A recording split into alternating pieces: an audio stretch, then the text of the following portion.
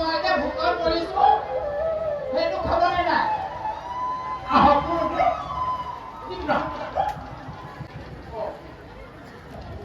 মই আকৌ দিম বুলি কোৱা কথা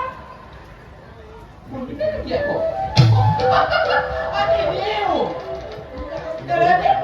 নিদিও সুধুৰা পৰা হলেও তেওঁ মোৰ পূৰ্ণিমাৰ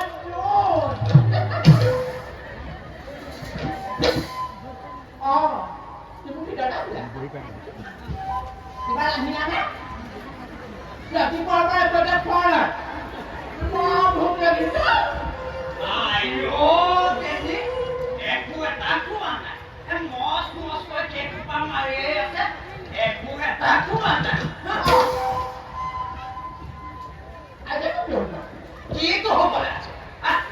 এই দেহা দিনৰ দিনটো অ'ত ত'ত পূজা পাতল কৰি আহি কিবা এমুঠি খাবলৈ পাব লাগে সেইফালেতো নায়ে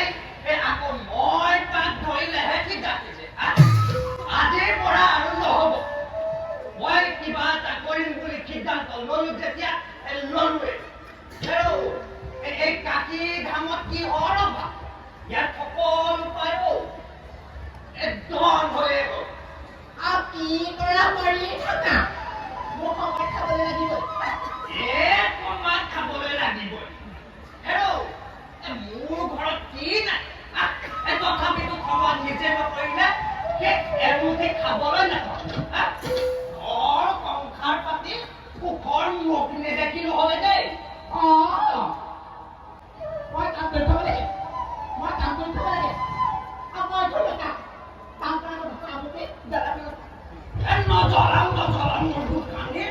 মই ৰান্ধি দিম তুমি খাবা হ'বনে